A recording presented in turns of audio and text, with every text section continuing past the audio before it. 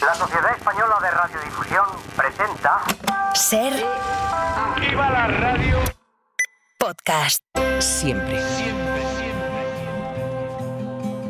We've been gone for such a long time that I'm almost afraid to go home. A long road is a long, dragged out imagination where things can go wrong, but we keep rolling on.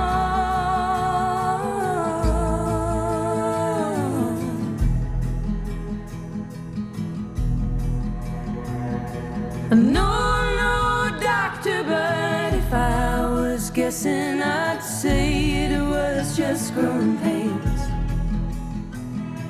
And painful as growing is, we can't forget it's hard to get to taking the reins, and we'll all be okay.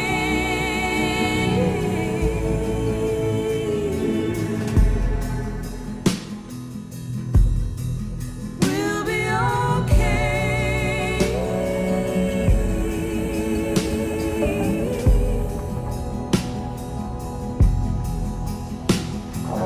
Dusty trails can lead you to a golden road. I've been told. Can't remember who it was or all she spoke. Will it pay for thoughts?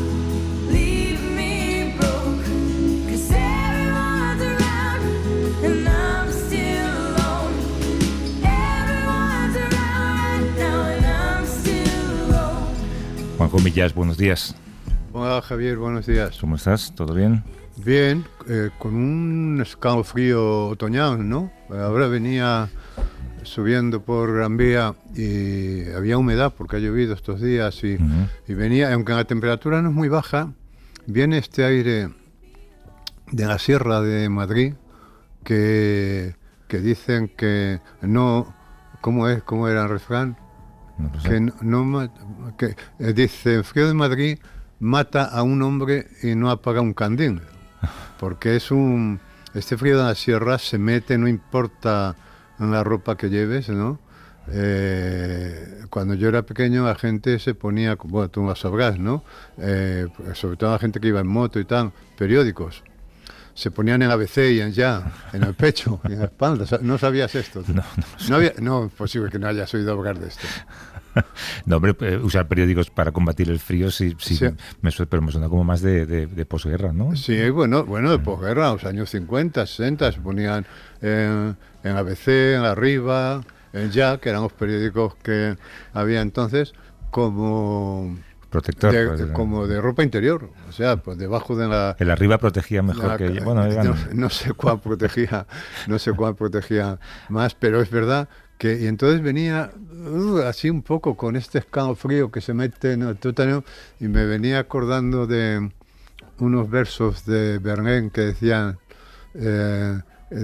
los sollozos largos de los violines de otoño hieren mi corazón de una languidez otoñal.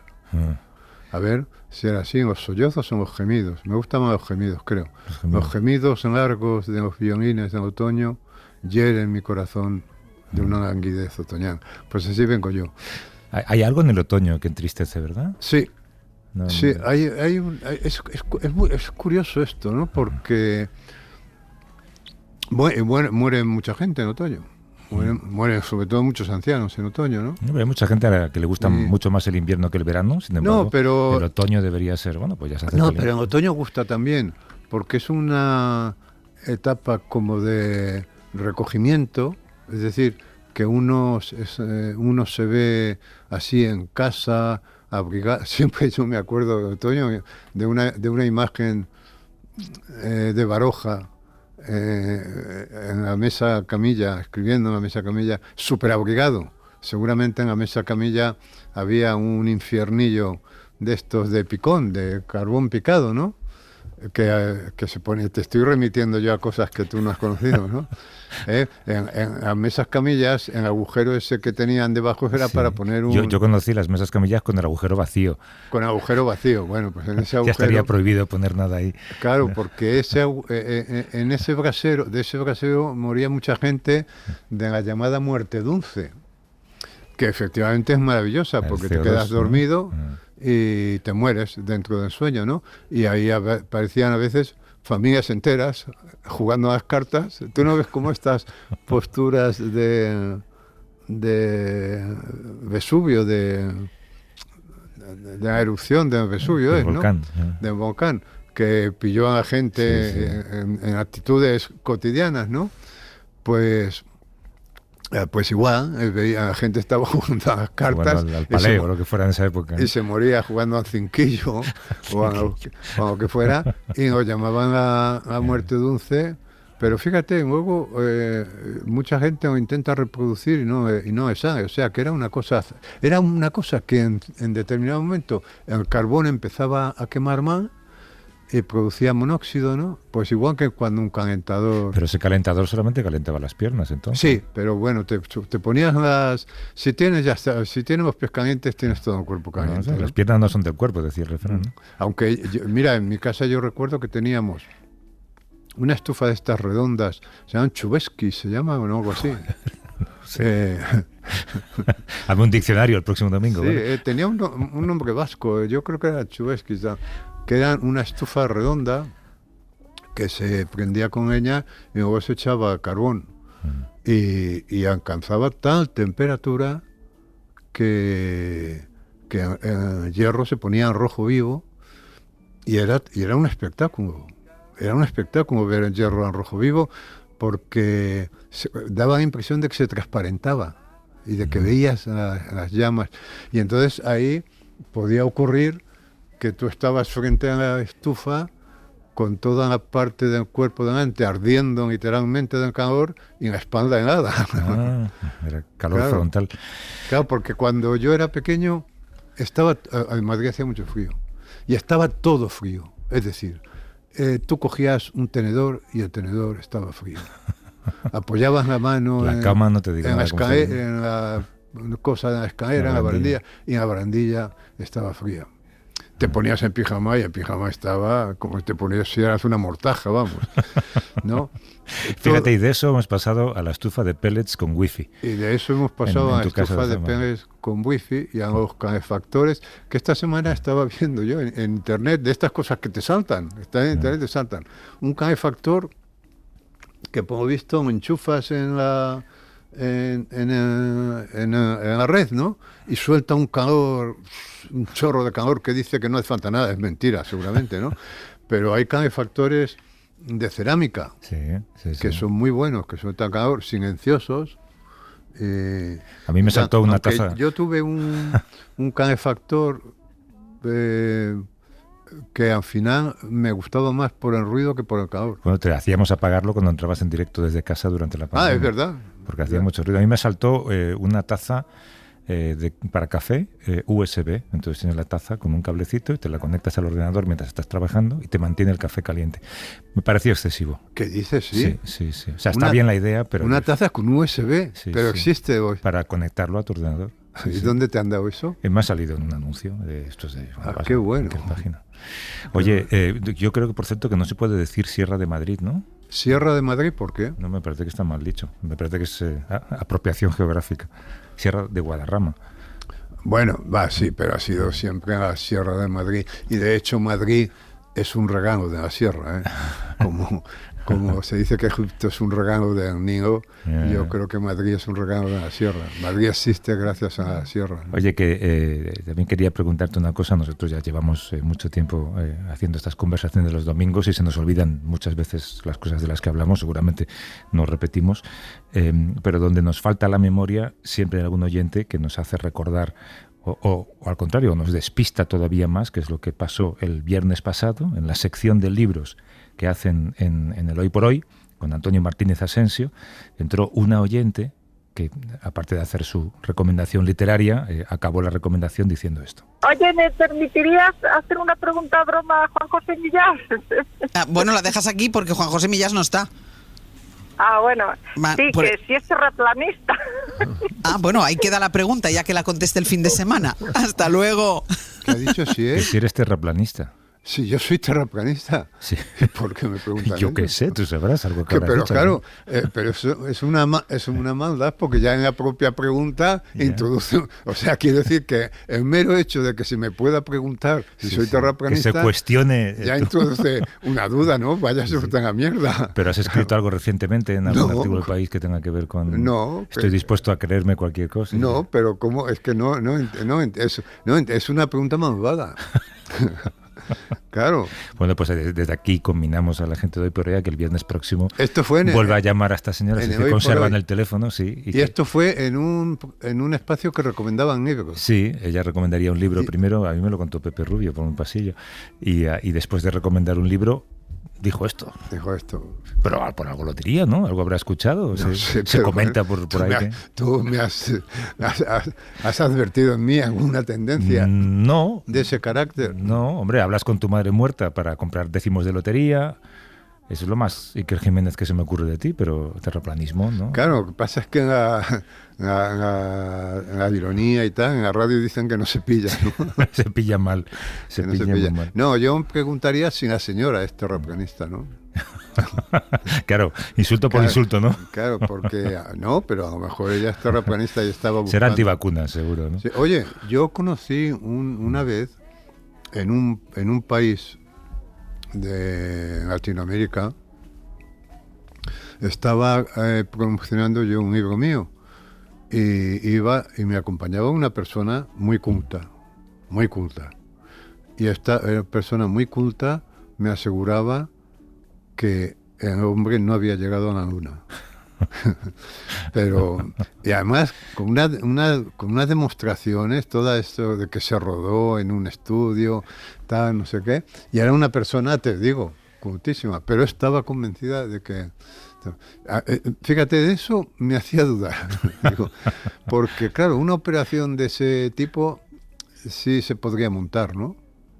¿De Una qué- operación de esa magnitud. Hombre, hay películas enteras, ¿no? Claro.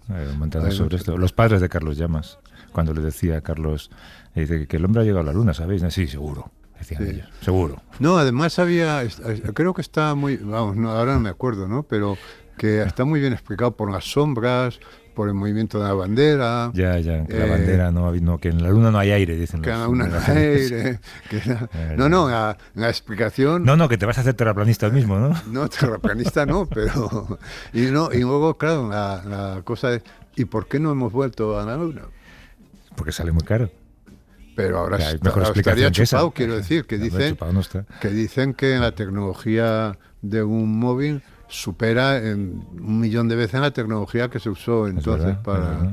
A lo mejor es que la gente, esta mujer que llamó, igual que le pasa a mucha gente contigo, conmigo, con cualquier persona que tiene un pequeño espacio en la vida pública, es que construyen un personaje. Entonces encaja en tu personaje ser cuerdo en general, pero a lo mejor compatibilizarlo con Esta ser- era un personaje de Ortega. Además tenía voz, ¿Tú crees que era Ortega la tenía que- voz de personaje de Ortega. No, pues, pero a propósito de lo que dices del personaje, ¿no te has dado cuenta tú de que esta palabra se ha puesto un poco de moda? Claro, sí, hombre. Desde la carta de Íñigo, desde la carta críptica de Íñigo Errejón, dimitiendo de todo, que hablaba de las dificultades de compatibilizar a la persona con el personaje, ¿no? Porque decía que cada vez estaba más alejada la persona del personaje. Pero me llamó la atención el otro día que Aldama, cuando salió de la cárcel, estaba muy enfadado porque Sánchez me había llamado delincuente y personaje. ¿No? Dice, me ha llamado delincuente y personaje. Y le molestaba lo de El persona. personaje, estaban los de personaje.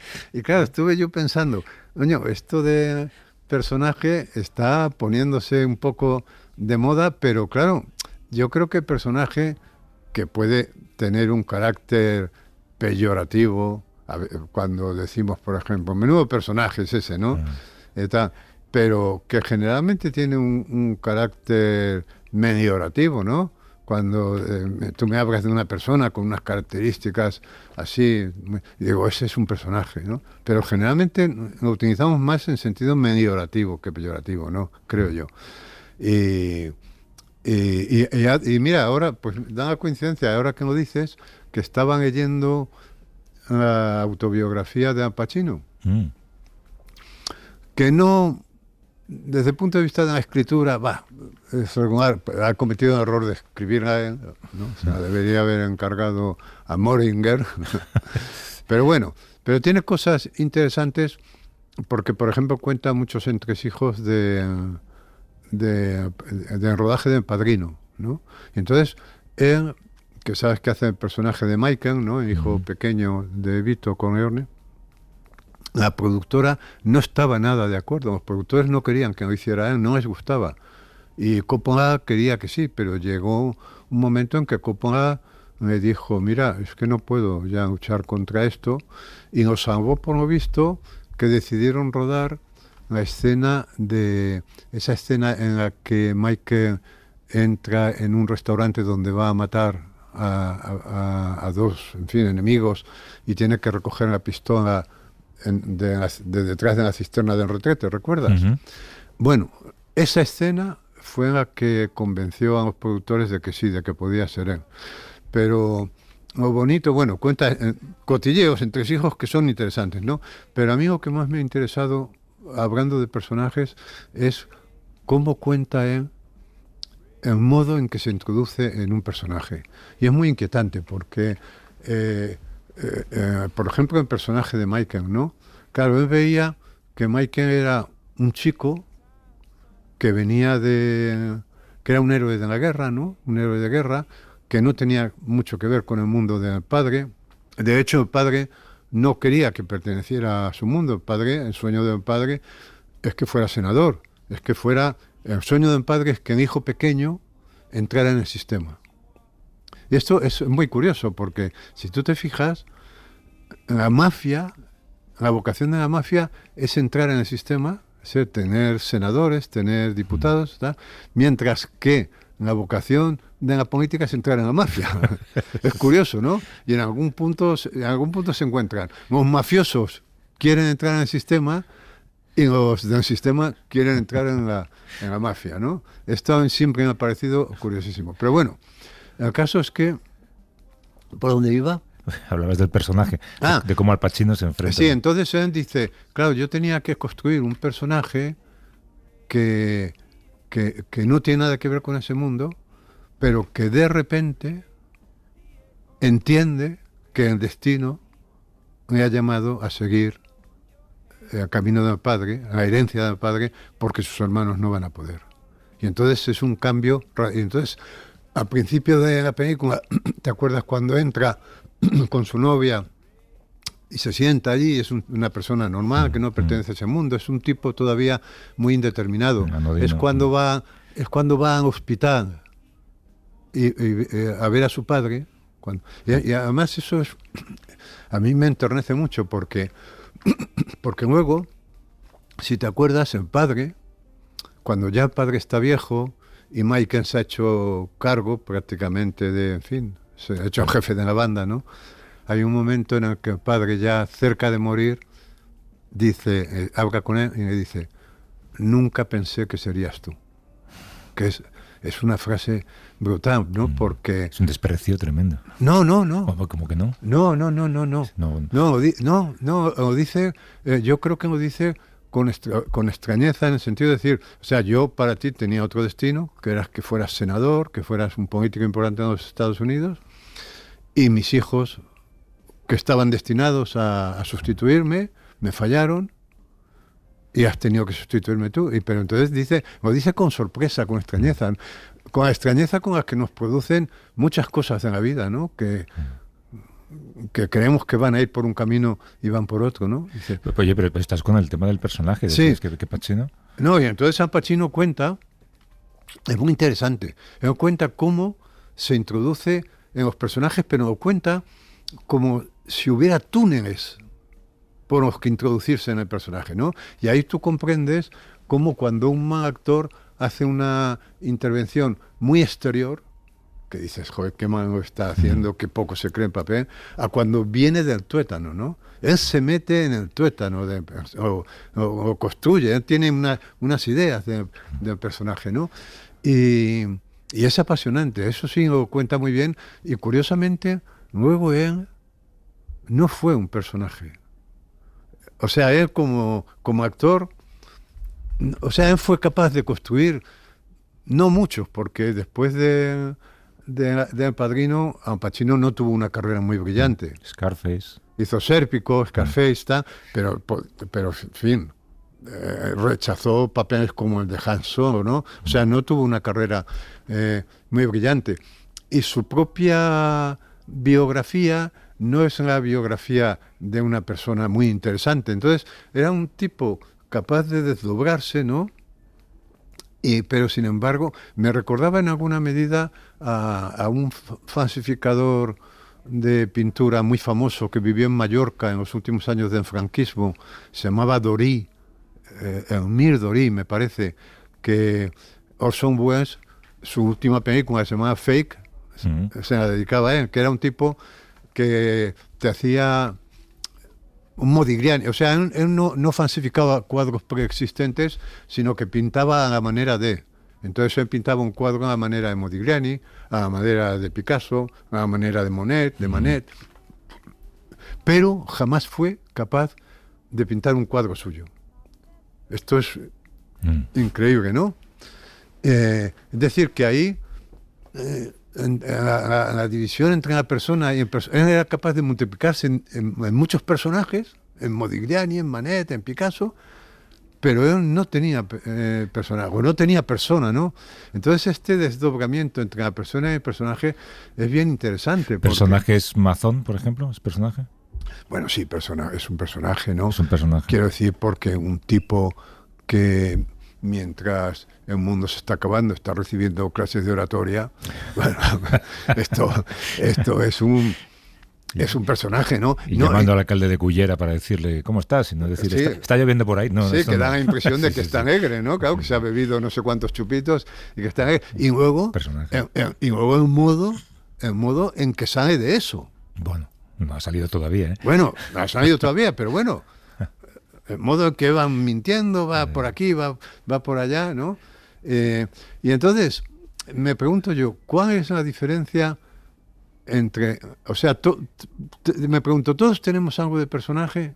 Quiero decir, cuando una persona va a la oficina,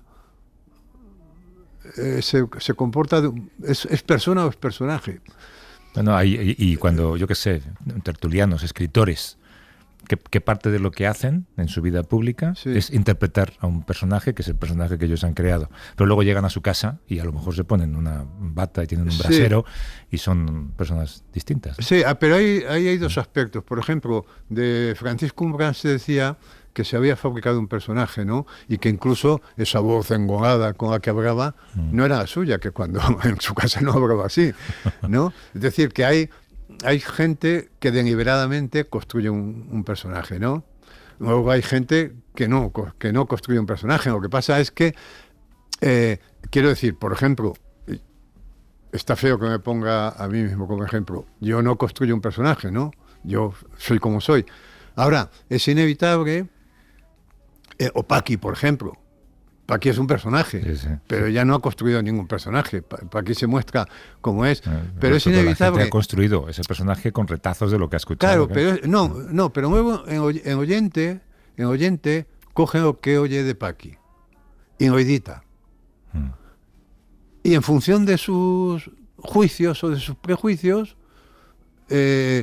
acentúa unas cosas y disminuye otras, ¿no? Es decir, y eso es imposible de controlar. A ti te pasará, ¿no? La gente tiene una idea de ti que seguramente no obedece a tu realidad porque, o sea, tú no construyes un personaje en la radio, tú eres Javier del Pino, pero claro, inevitablemente hay una representación tuya en el éter, ¿no? Y la gente te escucha y entonces, en función, ya digo, de sus juicios o de sus prejuicios, te edita. esto es apasionante, ¿no? Y entonces resaltan más, porque tú verás, por ejemplo, cuando vas por ahí de bolos y tal, que la gente a lo mejor destaca cosas tuyas que tú dices, pues yo no me había dado cuenta, o esta persona vive engañada. Mira, la persona esta que me ha preguntado si yo soy terraplanista. Bueno, evidentemente ha escuchado algo, ha escuchado que yo hago con mi madre muerta, ¿no?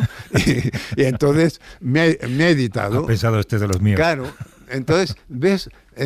Pero me gusta mucho la idea esta de la edición, porque me recuerda a cuando yo hacía reportajes para Canal Plus, que íbamos que a mí lo que más me gustaba era luego la sala de montaje, trabajar con el montador, ¿no? En la edición. Pero claro, yo me he dado cuenta de que esto era tremendo, ¿no? Pero tú en la edición podías hacer que un personaje dijera lo contrario de lo que había dicho. O sea, tú podías editar, tú tenías 2 horas de grabación, las tenías que dejar en 50 minutos y podías hacer lo que querías, como si fuera plastilina. Con lo que estaba ya grabado. Otro día hacemos el experimento de que llame la gente a contarnos cuál es su idea de Paqui. ¿No? Entonces, tú y yo vamos corrigiendo las... Eso es, ¿no? Tú y yo vamos reeditando. Exacto. Oye, hace años recuerdo que escuché, creo que era en La Ventana, habían preguntado a la audiencia cuáles son las cosas que más miedo daban en la vida. Y salieron cosas muy curiosas. Alguien decía, bueno, pues que el médico te diga, hemos visto algo. No digas que mejor. Que el teléfono suene en mitad de la noche. ¿Sabes? Este tipo de cosas que te asustan mucho. Y había una que era compartida por varias personas, que era que llame al timbre y sea un cartero con una carta de Hacienda. Sí, es verdad. No te ha pasado. Bueno, vamos a ver. No, yo no he tenido ningún conflicto con Hacienda, pero a veces llegan cartas de Hacienda para informarte, yo qué sé, de una multa o de que te han subido... eso, o sea, quiero decir que recibes cartas de Hacienda, o una notificación de que está todo bien, ¿no? Yo no he tenido nunca un problema con Hacienda, pero yo veo en Remite Hacienda y pienso, algo he hecho mal. Hay una serie que se emite en Movistar Plus que se llama Celeste, que narra el trabajo de una inspectora de Hacienda que investiga un caso de fraude fiscal de una artista sospechosamente parecida a Shakira. La persona con la que vamos a conversar ahora, sospecho que sus jefes preferirían que no hablara con nosotros. Se llama Pablo Miser, desde Torremolinos. ¿Qué tal, Pablo? ¿Cómo estás? Hola, buenos días. Muy bien, nada, encantado de que me hayáis invitado a vuestro programa. Buenos días, Pablo. Eres un personaje. Ahora mismo te acabas de convertir en personaje y enseguida la gente sabrá por qué. Espero que no sea más umbral que terraplanista, ¿no? ¿Es verdad que la gente prefiere un bulto en la ingle a una llamada de un inspector de Hacienda? Pues la verdad es que sí, la verdad es que te diría que incluso nosotros mismos, ¿no? Que trabajamos en esto y mandamos multitud de cartas, yo creo que hoy en día que casi no se reciben cartas, nada más que del banco y de poco más. Si recibe una carta, aunque sea para algo positivo, la verdad que ver el sellito de la agencia tributaria sí se impresiona. Tú eres consciente de que en general, iba a decir caes mal es un poco duro, pero en general si tú has quedado... Sí, lo puedes decir. Lo puedo decir, vale. Sí. Si quedas con alguien y dices, ¿tú a qué te dedicas? Bueno, pues yo soy escritor. ¿Y tú a qué te dedicas? Inspector de Hacienda. La gente da un paso atrás. Sí, normal. Yo cuando lo vi en la serie y cuando hablé con Diego San José, recordé mis primeros tiempos cuando yo probé la oposición. Era muy normal que nos mandaran a Cataluña, ¿no? Y estaba en San Feliu de Llobregat y tenía un compañero de piso que además era vasco, ¿no? Y bueno, pues me preguntaban, ¿tú a qué te dedicas? Y el hombre muy cortante, ¿no? Se daba la vuelta. ¿A usted qué le importa, no? y si no, más suave se solía decir, soy funcionario, ¿no? Genérico. Será por eso, y esto se lo has contado también a Paqui, que hay cierta endogamia en vuestra profesión, que ahí tan mal que os casáis entre vosotros, perdona que diga eso ha dicho, eso dice en la serie, ¿no? El gag, la verdad, que además ha tenido cierto éxito entre nuestros compañeros. Yo no sabía si le iba a hacer gracia. Yo, gracias a Dios, no estoy casado con nadie del gremio, ¿no? Gracias a Dios, lo dice. Gracias a Dios. Sí, hombre, porque un poquito me parece muy pobre, ¿no? Siempre hablar de Hacienda Hacienda, ¿no? Sí, exactamente, endogámico, ¿no? Es verdad que es verdad lo que decía antes. Vosotros, fíjate que llevamos años, y esto lo puedo decir públicamente porque ya no ha salido este reportaje, intentando que Paqui y Juanjo os acompañen en una inspección de Hacienda. ¿Alguno de vosotros seguirá a alguien, por supuesto con vuestro beneplácito, sin revelar a quién es? Bueno, es imposible conseguir. Bueno, es imposible hablar con nadie en Hacienda que atienda nuestra reclamación. Tus jefes seguramente preferirían que no hablaras con nosotros. Sí, bueno, estoy aquí además de hecho, cuando me contactó Diego San José, aparte de que, bueno, ya sabes que que soy escritor, más modestamente, además de inspector de Hacienda, ¿no? Y me gusta este tema y conocía de 8 apellidos vascos y sobre todo la de Botajuan, pero sobre todo lo que más me gustó de Diego fue que tenía, desde el principio me dejó clara una conciencia fiscal, ¿no? Y luego también dar ese lado humano, ¿no? de los inspectores de Hacienda, ¿no? Hablar de ese lado humano. Yo creo que sí, que la agencia se debería abrir un poco. Tenemos obviamente el deber constitucional de carácter reservado de las inspecciones, pero yo creo que sería positivo que tuvieran una visión un poquito más humana de nosotros, ya digo, y yo creo que este tipo de serie y vuestra entrevista, pues la agradezco en ese sentido, ¿no? Vamos a hablar un poco de tu trabajo. Tú te enfrentas, por ejemplo, a la inspección fiscal de alguien a quien lógicamente no conoces, ya no te digo un personaje público, mira, yo uso la palabra, alguien a quien no conoces de nada, y de repente tienes en tu mesa delante de ti todas las facturas, albaranes, declaraciones, compras, tickets, etc. Tú tienes la vida de esa persona y un poco en tus manos el futuro de esa persona. ¿Le coges cariño al investigado? Bueno, eso es exactamente, ¿no? La descripción es esa, ¿no? Que una persona que él no me conoce, por supuesto, de nada, y a través de las facturas, pues conozco todas sus declaraciones de renta, todas sus declaraciones de impuestos, a qué se dedica, cuántos años lleva trabajando, si trabaja en un sitio o en otro, y sí, la verdad que a través de eso puedes conocer algo parecido, bastante parecido a la vida de una persona. Lo de la simpatía, pues bueno, no diría ni simpatía ni antipatía. Yo en general no he tenido ningún problema con esto, como el de la... Podemos hablar un poco de la serie, ¿no? Sí. Que decía que no esa obsesión, pues yo creo que tiene en este caso Carmen Machi, que está espectacular, ¿no? En el papel. Yo no la he tenido, desde luego, ¿no? Pero bueno, quiero decir que está un poco al servicio de la trama, ¿no? Pero bueno, lo que sí es cierto es que algunas partes de estas que toca la serie, pues sí, el contraste entre la vida gris, o no vida gris, la vida normal que llevamos nosotros como asalariados, como cualquier persona, y muchas veces pues tenemos que inspeccionar a millonarios. No tiene por qué ser la cantante, pero sí puedo tener, vamos, sí he tenido que inspeccionar a gente pues que tiene un patrimonio enorme, ¿no? Claro, supongo que habrá también una diferencia emocional en esas inspecciones cuando sabes que es un multimillonario o es una persona a través de cuyas facturas tú puedes detectar que de repente le ha ido un poco peor en la vida, ¿no? Sí, bueno, lo que cuenta la serie, ¿no? Tú vas viendo el análisis y también nos puede pasar, un poco triste, pero claro, nosotros tenemos que cumplir la ley. Quiero decir que nos puede pasar pues que esté inspeccionando a una persona pues que ha tenido 2 años muy buenos, esto pasó sobre todo en el tema del COVID, que ha tenido una época muy buena y de repente pues ha tenido un año malísimo, ¿no? Y tú tienes que a lo mejor regularizarle por 2 años que ha ganado muchísimo dinero, sabiendo que luego pues le ha ido mal, ¿no? Hay gente que le fue muy bien con el COVID, que tuvo un muy buen año con el COVID. Oye, y el personaje de Carmen Machi es un personaje realista. Quiero decir, un inspector de Hacienda o una inspectora de Hacienda actúa así, puede actuar así. No, bueno, vamos a ver. A mí me ha encantado la serie, yo os lo digo, ¿no? Y Carmen Machi especialmente, ¿no? Yo creo que está espectacular. Pero bueno, a algunos compañeros pues tampoco le ha gustado. Yo le explico eso, digo, eso está al servicio de la trama, ¿no? Estamos hablando de ficción y de una película, o sea, eso por ejemplo me parece excesivo cuando va entrando en los restaurantes, ¿no? Con la tarjeta y esto lo podemos hacer por las buenas o por las malas, ¿no? Pues eso no se hace así, ¿no? Se hace un requerimiento así, no vas tirando de carnet y tal. Pero bueno, esta idea ya la tenía Diego desde el principio y bueno, pues son temas al servicio de la trama, igual que lo de el armario forrado con las cartulinas, ¿no? Eso del plan detectivesco, ¿no?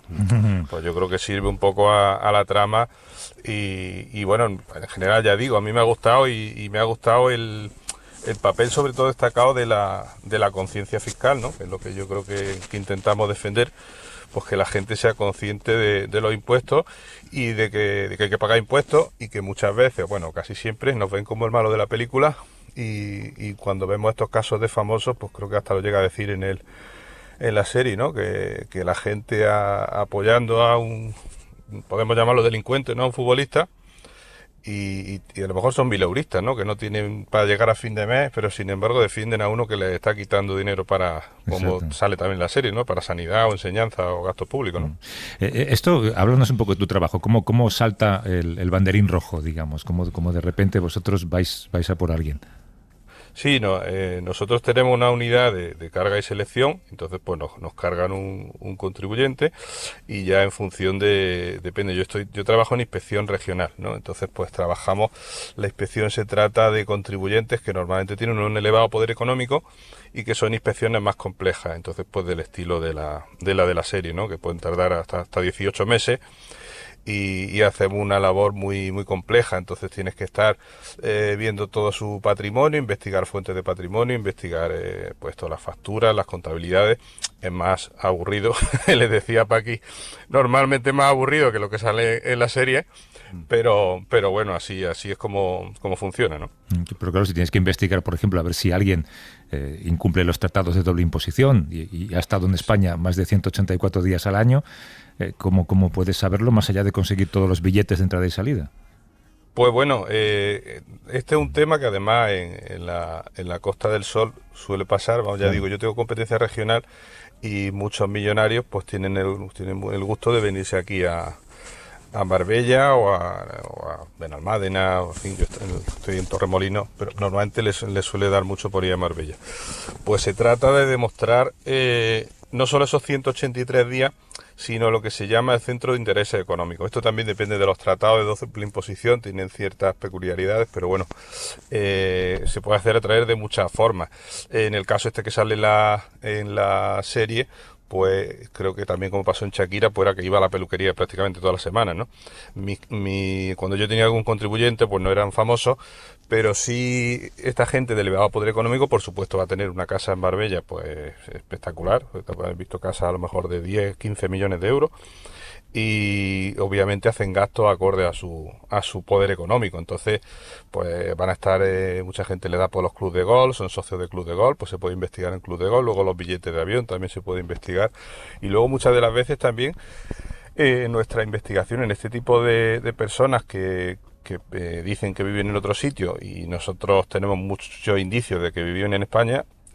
También los billetes de avión, ¿no? Hacemos las correspondientes requerimientos a las compañías aéreas, y para ver cuándo han estado entrando aquí.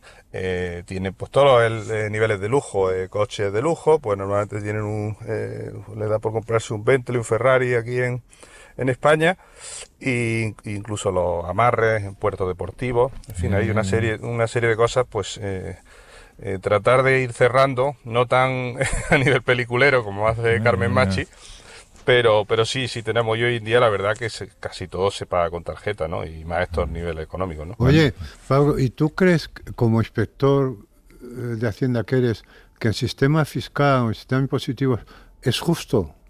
Bueno, eso, además que te quería hablar contigo especialmente, que lo primero, como escritor humilde, que te admiro profundamente, y más de últimamente los éxitos estos que has tenido, pero he visto que también tienes cierta afición a lo del sistema, y lo comentaba con Paqui, que estoy muy de acuerdo contigo.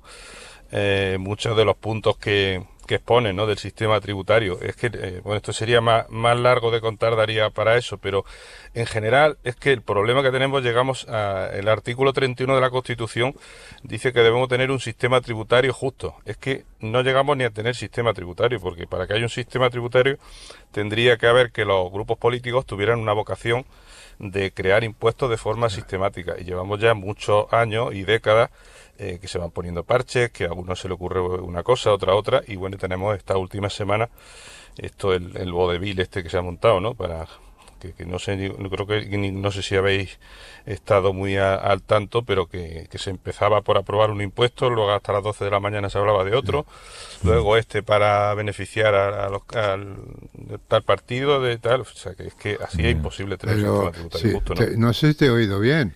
O sea, que no es que sea injusto, que sí, sino que es que además no existe. O es un desbarajuste, vamos. No, totalmente.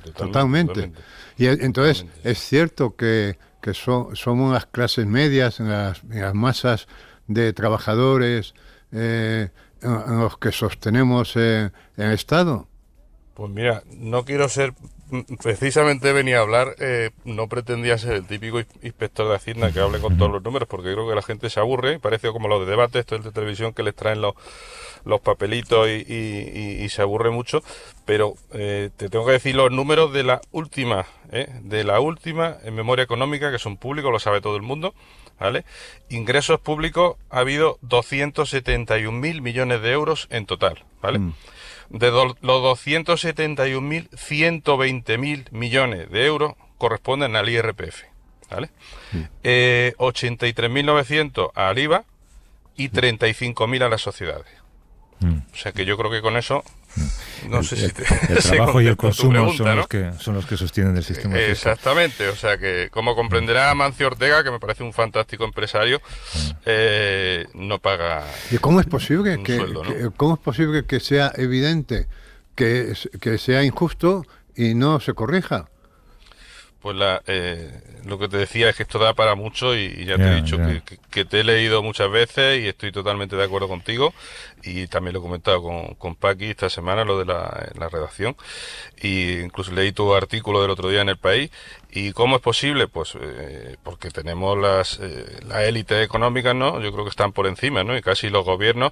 El último acuerdo que se firmó el otro día, como digo, in extremis, era un tipo mínimo que se hace en la OCDE, o sea, entre distintos países, el tipo mínimo para el impuesto de sociedades de un 15%, y nos ha obligado a la Comisión Europea. ¿Por qué se obliga este tipo mínimo al 15% para empresas que facturan más de 750 millones de euros al año? ¿Por qué se ha llegado a este punto? Pues porque no están pagando ni siquiera el 15, ¿no? ¿Por qué se llega a ese punto? Porque hay acuerdos entre los países, ¿no? Entonces, pues si hay competencia, y además no estamos hablando de paraísos fiscales y tal, sino que estamos hablando de competencia entre la propia Unión Europea, y ya estamos llegando incluso, como habéis visto, incluso competencia entre las propias comunidades autónomas. O sea, que es que no nos tenemos que ir de España para ver que están compitiendo. Entonces, es complicado, ¿no? Oye, y cuando investigas a alguien, hay un momento en el que tú te sientas con él, supongo, cara a cara, ¿no? O con ella. Bueno, normalmente no. Normalmente también lo trata Diego en la serie. Este tipo de contribuyentes obligados tributarios tienen un asesor, varios asesores, equipos de asesores potentes, y normalmente ellos no suelen venir. Es extraño, alguna vez me ha pasado, que el propio contribuyente, el rico, por decir, el millonario, que quiera venir. Pero normalmente ni ellos quieren venir, y sobre todo los asesores no quieren que vengan. Para que no metan la pata. Pero tú eres como un psicólogo, tú detectarás la mentira seguramente, ¿eh? Hombre, ya lleva muchos años, pues la verdad que sí. Y no digo lo del, no hay que ser lo de piensa mal y acertarás, ¿no? Pero normalmente, pues si tenemos, además, pues nuestros propios compañeros del Departamento de Carga y Selección utilizan un montón de datos y llevan muchísima experiencia, pues cuando te cargan a alguien, pues ya tenemos indicios de que debe estar lo que se llama, ¿no?, riesgos fiscales, ¿no? Y hay mucho defraudador de brocha gorda, digamos, gente que mete ahí una factura, yo qué sé, de comprar un... A lo bruto, ¿no? A lo bruto. Hombre, a lo bruto sí lo hay, pero que ante al nivel de fraude, digamos, de más elevado económico, no suele ser tan cutre, ¿no? Oye, suelen ser más... Sí. Sí, no, digo, ¿tú has tenido la tentación de montar una asesoría, de pedir una excedencia y montar una asesoría fiscal?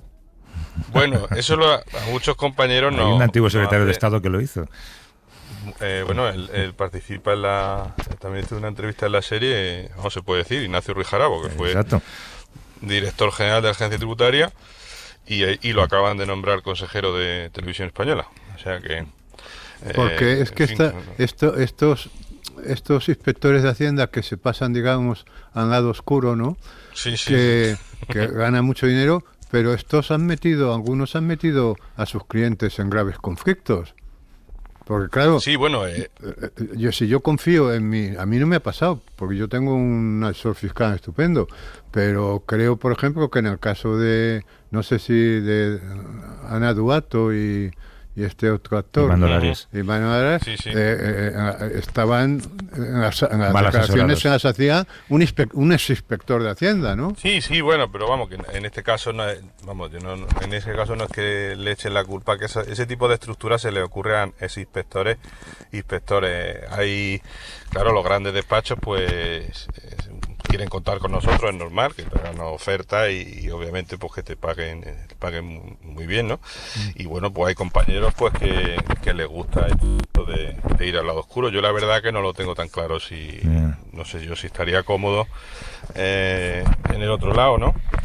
Ay, te pido, Pablo, que cuidado con el teléfono, que al moverlo se está entrecortando un poquito. Si puedes. Sí. Ahora, nos decías, perdona, que en todo caso...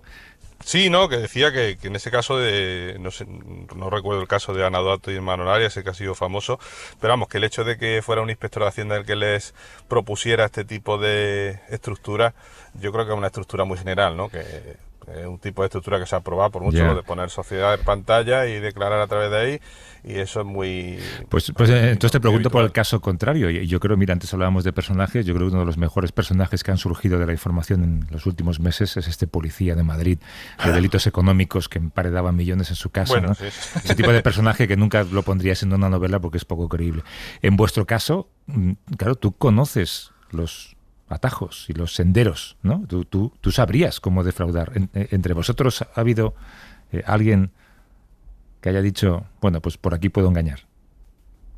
Pero te refieres desde dentro. O sea, Sí, no, pero en su vida... Pero Exacto. con un salario de un funcionario, Javier, poco puedes defraudar. Ha habido casos desagradables que son conocidos y... Bueno, en fin, es que prefiero la verdad No, venga, no di. comentarlo. Vamos. No, si han salido... Pero dime si han una salido en cosa, prensa. dada la injusticia del sistema fiscal, de que somos beneficiarios y víctimas simultáneamente, si tú pillas a un piernas que ha defraudado 5.000 euros, no te dan ganas de decir, vamos a dejarlo, pobre. Bueno, si eso es que el problema es que... Porque además os ha defraudado sin querer, además. Bueno, vamos a ver. Lo de sin querer es complicado. No te lo acepta. Sin querer no te lo compra.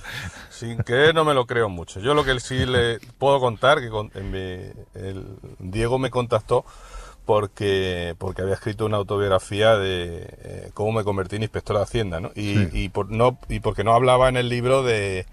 no era un libro técnico, sino que contaba un poco mi experiencia. Entonces yo llevo ya muchos años y ahora estoy con grandes patrimonios, pero antes he tenido ese tipo de contribuyentes, y lo que sí te puedo decir que me ha dado pena, lo que pasa es que no puedo hacer porque el bien público es bien público, entonces no es mío, ¿no? Entonces yo no puedo disponer de algo que no es mío. Entonces cuando siempre te venía el contribuyente y decía, hombre, pues por esto, ¿cómo me vas a cobrar? Y tal, le digo, si es que esto no es mío, mira, yo te puedo perdonar lo que es mío, pero es que los impuestos no son míos.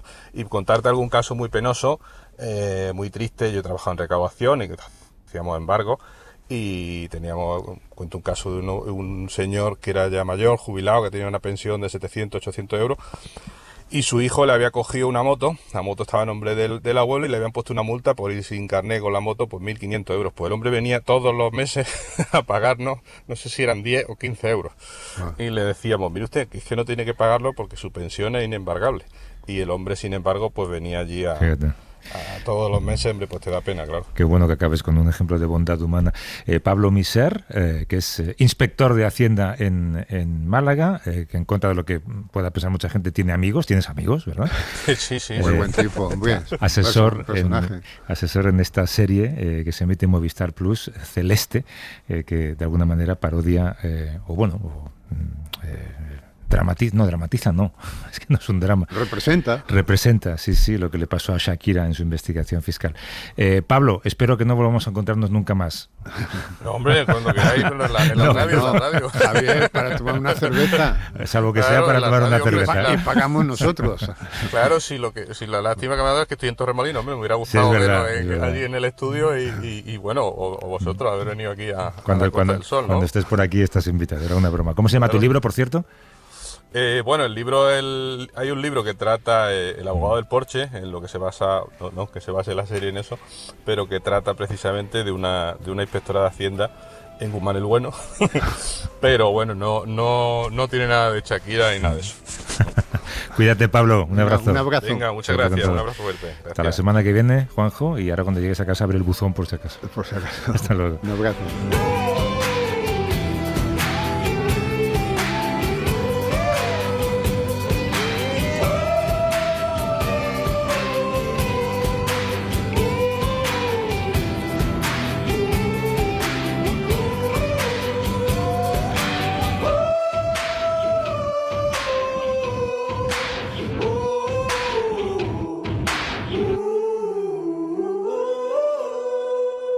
Para no perderte ningún episodio, síguenos en la aplicación o la web de la SER, Podium Podcast o tu plataforma de audio favorita.